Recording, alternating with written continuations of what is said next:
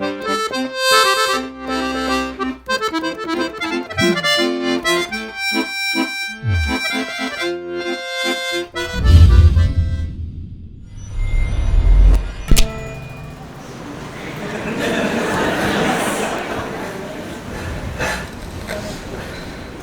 que é o amor?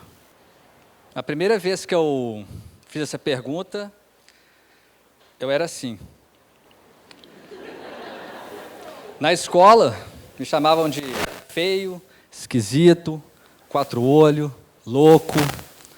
Louco porque eu pedi para a Júlia falar com a Ana Carolina, que era a menina mais bonita da escola, que eu, o menino mais esquisito, gostava dela. Fiquei atrás da porta para escutar, né? Vai que, né? A Júlia falou com a Aninha. Aninha, o Ike gosta de você. E aí a Aninha respondeu, pô, o Ike é feio, né? Aí, naquele dia, eu aprendi que você nunca deve escutar a conversa dos outros. Fui embora, cheguei em casa, minha mãe estava na sala, sentada no sofá, e aí eu deitei no colo dela e comecei a chorar. E aí minha mãe olhou assustada e perguntou, meu filho, por que você está chorando? E aí eu olhei para minha mãe e perguntei, mãe, será que algum dia alguma garota vai gostar de mim? E aí minha mãe começou a chorar. Foi o efeito reverso. Passou um tempo, meu pai chegou, viu aquela cena, duas caras inchadas, e aí ele perguntou, por que vocês estão chorando? E aí eu olhei para ele, falei, sei lá. E aí ele fez uma cara e falou, ok, minha família é louca. E aí a gente começou a rir, e minha mãe me abraçou e falou, confiança. Meus pais tinham essa mania de responder tudo de forma enigmática. Sempre soltavam um enigma e se vira. Claro que com aquela idade eu não fazia ideia o que era essa palavra. Eu fui começar a entender isso quando eu completei 15 anos e me apaixonei pela minha vizinha Duda. Um dia, teve uma festa dançante e as meninas ficavam sentadas, esperando os meninos chamarem para dançar.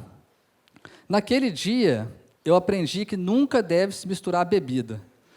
Eu misturei coca com suquita, fiquei doido e comecei a andar em direção à Duda. E aí meus amigos do meu lado começaram, que isso, filho, você está indo? Volta aqui, você está doido? E eu fui. Quando eu parei na frente dela, os homens que estão aqui vão me entender. Quando um cara gosta muito de uma menina, ele treme todo. Eu estava igual aqueles bonecão do posto, sabe? Aqueles bonecão inflável, eu estava assim. Ó. E aí, estava naquela fase adolescente que minha voz, umas vezes saía grave, outra aguda. Parecia sempre que eu estava com uma bola de algodão na garganta. E eu falei com a Duda, quer dançar? Saiu algo parecido com isso.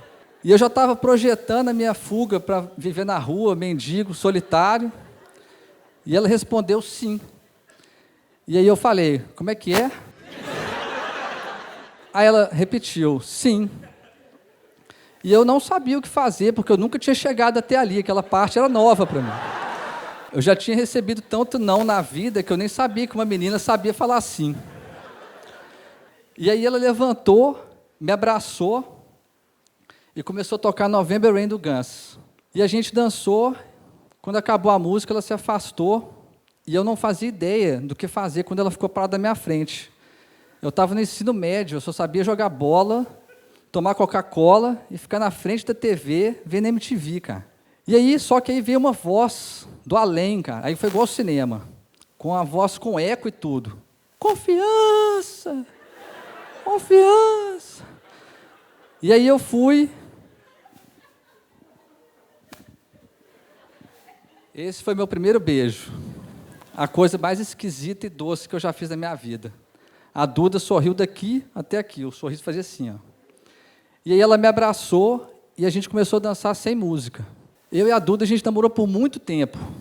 Até eu completar 18 anos, que é a idade oficial da idiotice masculina. Todo mundo ficava, não, vai tirar carteira, carro, mulherada. E um dia eu chamei a Duda e falei, ô Duda, eu quero terminar. E aí ela falou, por quê? Eu falei, porque eu quero conhecer outras meninas, para saber se você é a mulher da minha vida, né? E aí ela segurou a minha mão, olhou no meu olho e falou, Que pena, Ike. Eu soube desde o primeiro dia que você era o garoto da minha vida. Ela foi embora e eu chorei por umas 5 horas seguidas. Cheguei em casa, contei para o meu pai, e aí meu pai só falou escolhas.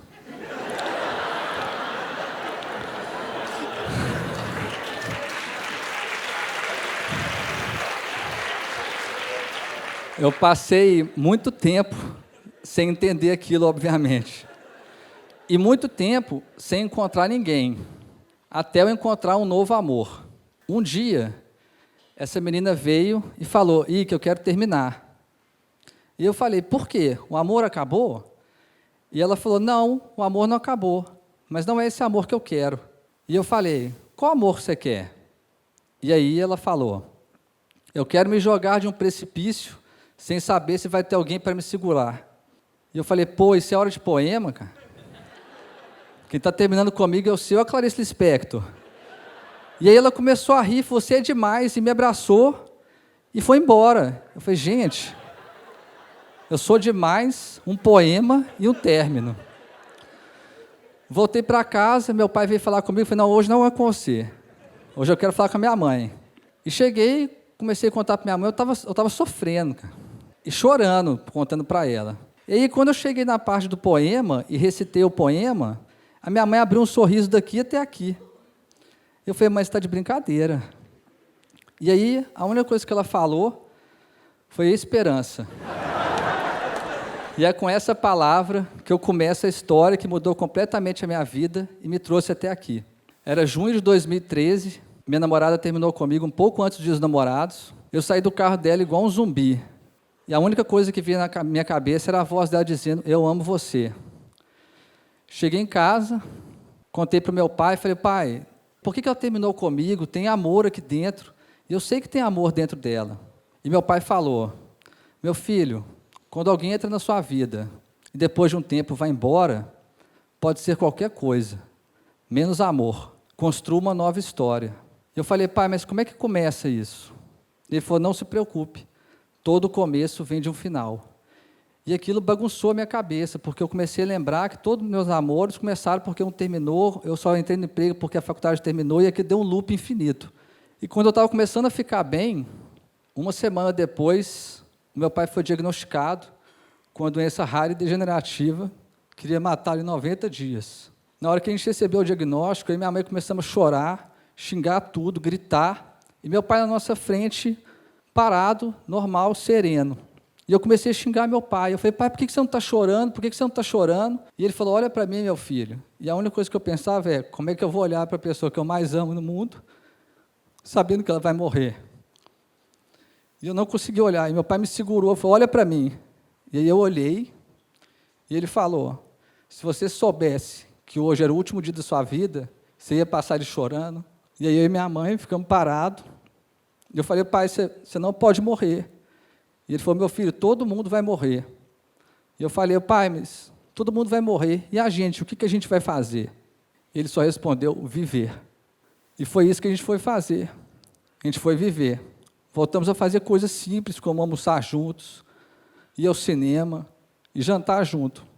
Até que a doença começou a tentar impedir meu pai de viver. E tirou a capacidade dele de falar. Eu comprei um iPad, entreguei para ele, e ele começou a escrever. Tinha uma pergunta para mim e para minha mãe. Eu peguei o iPad e comecei a escrever. Entreguei para minha mãe e a minha mãe começou a escrever. E meu pai começou a chorar, porque ele percebeu que a gente ia viver aquilo com ele. Se ele não falava, a gente não falava, a gente não ia abandonar ele. Aquelas conversas viraram lições de vida, porque eram conversas sobre o amor, sobre os inúmeros foras que eu tomava e continuo tomando, e sobre o amor que ele tinha com a minha mãe.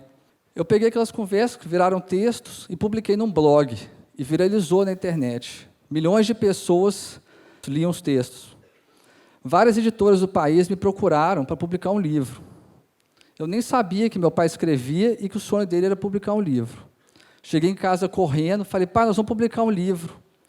E aí ele começou a chorar, tremer e engasgou. Eu corri e chamei minha mãe, mãe, papai está passando mal. Minha mãe veio correndo. E aí eu peguei o iPad, entreguei para ele, e ele escreveu, será que vai dar tempo E aí eu saí correndo, desesperado, para a editora, e falei, eu não quero dinheiro, eu não quero nada. Eu só quero que o livro saia o mais rápido possível, para meu pai poder ver isso. E eles falaram, você tem todos os textos? Eu falei, tenho. Então me manda agora. Eu voltei para casa correndo, e falei, pai, nós temos que mandar os textos agora, você quer alguma coisa? E ele falou, quero que o último texto seja o meu. Eu falei, tá bom, qual que é o texto? Ele falou, eu acabei de escrever, mas você precisa me prometer uma coisa. Eu falei, o que foi? Você só pode ler depois que eu morrer. Eu falei, pai, como assim, pai? E eu falei para ele, tá bom, pai, então você tem que me prometer uma coisa. E ele escreveu o quê? Você não pode morrer. E aí, eu e meu pai cumprimos a promessa. A gente lançou o nosso livro, Faça Amor, Não Faça Jogo. Mais de 400 pessoas no lançamento, eu, meu pai, minha mãe e minha sobrinha. O livro virou best-seller no país. Só que aí a doença tentou impedir meu pai de viver. E tirou a capacidade dele de andar.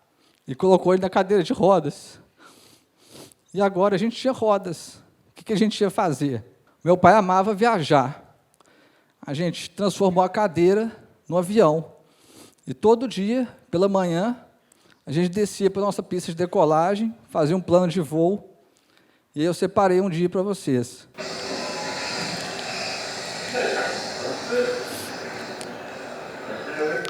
Eu não lembro se esse dia a gente estava para Nova Zelândia, foram muitas viagens. E sempre que a gente terminava, pousava, eu pegava o iPad, entrava no país que a gente estava e a gente ficava vendo as imagens. Estudava a cultura do país e tudo. Meu pai, há mais de 30 anos, ia toda sexta-feira com 2 irmãos na mesma pizzaria. Ele continuou indo de cadeira de rodas. Só que a doença tentou impedir meu pai de viver e tirou a capacidade dele de comer. E aí os irmãos deles, meus tios, começaram a ir lá em casa toda sexta-feira e falaram que a pizzaria não tinha graça sem meu pai. E aí eles ficavam rindo, dando risada, e meu pai começou a chorar quando eles fizeram isso, porque ele viu que os irmãos dele não iam abandonar ele, e não abandonaram. Foram lá em casa toda sexta-feira até o último dia de vida do meu pai. Meu pai ele formou em Ouro Preto, Minas Gerais, e ele tinha 3 amigos. Quando eles formaram, eles combinaram que de 5 em 5 anos eles iam se ver. Naquele ano, meu pai estava muito debilitado e não conseguiu ir. Os 3 amigos dele, cada formando, tem uma foto pregada na República. Os 3 amigos pegaram as fotos, os 4, pegaram a estrada, chegaram lá em casa de surpresa, pregaram as fotos no quarto do meu pai e falaram, a nossa República é a sua casa. E meu pai começou a chorar, e todo mundo começou a chorar, porque ele viu que os amigos dele não iam abandonar. E não abandonaram, trocaram 5 em 5 anos, para 1 em 1 mês eles iam lá e faziam a nova festa da República. No dia 2 de julho de 2015, os meus pais completavam 46 anos de casado. Todo aniversário de casamento, os meus pais faziam isso aqui, ó. Eles dançavam. Naquele ano, meu pai não conseguia ficar em pé. E aí a minha mãe falou, busca cadeira de rodas. Eu falei, por quê, mãe? O que você vai fazer? E ela respondeu, eu vou fazer o que seu pai faria por mim. Eu busquei a cadeira de rodas e quando eu voltei para o quarto, a minha mãe estava abraçada com meu pai na cama. Eu cheguei perto para ajudar e ela falou, não precisa. E ela começou a tirar meu pai da cama, fazendo maior força, e meu pai não tinha força, não sei de onde que ele tirou, foi a última força que eu vi ele fazendo na vida, e a minha mãe conseguiu colocar ele na cadeira de rodas. Ela colocou uma música e ajoelhou ao lado dele e começou a fazer a cadeira girar. E os dois começaram a dançar. Meu pai chorava e ria ao mesmo tempo. E foi a cena mais bonita que eu já vi na minha vida inteira. Quando acabou a dança, eu entreguei o iPad para o meu pai e ele escreveu, eu tenho um último sonho. E eu perguntei, qual que é, pai? Ele escreveu, eu quero ver o mar pela última vez. Eu falei, então a gente vai. Eu fui muito criticado, muita gente falou que eu era louco, porque eu ia levar uma pessoa que não falava, não comia, não fazia nada, para a praia, que não ia aproveitar nada. A única coisa que passava na minha cabeça era, talvez o amor seja isso, fazer loucuras, fazer o improvável, o impossível virar possível. E eu separei 3 momentos da viagem para vocês verem. O início, o meio e o fim. Quando a gente voltou da viagem, meu pai estava muito debilitado. Ele pegou o iPad e começou a escrever. Meu filho, eu estou sentindo muita dor. A minha mão treme muito. Eu não sei até quando eu vou conseguir escrever. A gente precisa criar uma nova forma de comunicar. Se eu piscar uma vez é sim, 2 é não e 3 é eu te amo. No dia 23 de agosto de 2015, o meu pai faleceu. Os médicos tinham dado 90 dias. Meu pai viveu por mais de 1095. Eu resolvi contar um pouquinho dessa história aqui, porque eu vejo o mundo distorcendo, complicando demais as coisas. Fique com alguém que faz isso, que te dê aquilo. E todas essas regras e exigências são criadas pela cabeça. O amor é criado aqui dentro, no coração. O resto todo é ilusão. Eu vejo a sociedade exigindo demais status sociais, bens materiais, pedindo que os pais coloquem os filhos nas melhores escolas, nas escolas mais caras, que estudem 3 línguas, que as esposas sejam as melhores amantes, sejam bem-sucedidas. E eu queria dizer para todos vocês que tudo isso não significa nada. A única coisa que o bem mais valioso que vocês têm, podem dar para alguém que você ama, é o seu tempo. Aquele tempo que a pessoa deita no seu colo e você fala, vai ficar tudo bem. A pessoa que você ama só precisa que você passe pela confiança, que esteja ao lado dela nas suas escolhas e que, principalmente, dê a ela esperança. Esse é o meu primeiro pedido. Dê o seu tempo para a pessoa que você ama. Muita gente acha que é fácil eu pedir isso porque acha que a minha relação com meu pai era perfeita. E não existe nada perfeito no mundo. Eu e meu pai eram cheios de defeitos, nós seres humanos somos cheios de defeitos. Quantas vezes meu pai entrou no meu quarto e eu falei, pai, me deixa em paz, estou tocando guitarra. Pai, me deixa em paz, estou jogando videogame. E sabe o que ele fazia? Ele sorria. Eu tratava ele mal e ele sorria. Ele rebatia a minha raiva, a minha paciência com amor. E foi isso que ele me ensinou. Quando alguém que a gente ama nos tratar mal, em vez de tratá-la mal de volta, dê o seu amor. Porque o amor é a única forma capaz de transformar o mundo e as pessoas. O meu pai me transformou, ele me salvou. Ele nunca desistiu de mim. E esse é o meu último pedido. Nunca desista da pessoa que você ama. E agora, vocês devem estar querendo saber o que é o amor. Acreditar. Esse é meu enigma. A forma mais bonita que eu aprendi para deixar um pouco do meu amor dentro de todos vocês que estão aqui. Fica com Deus. Obrigado.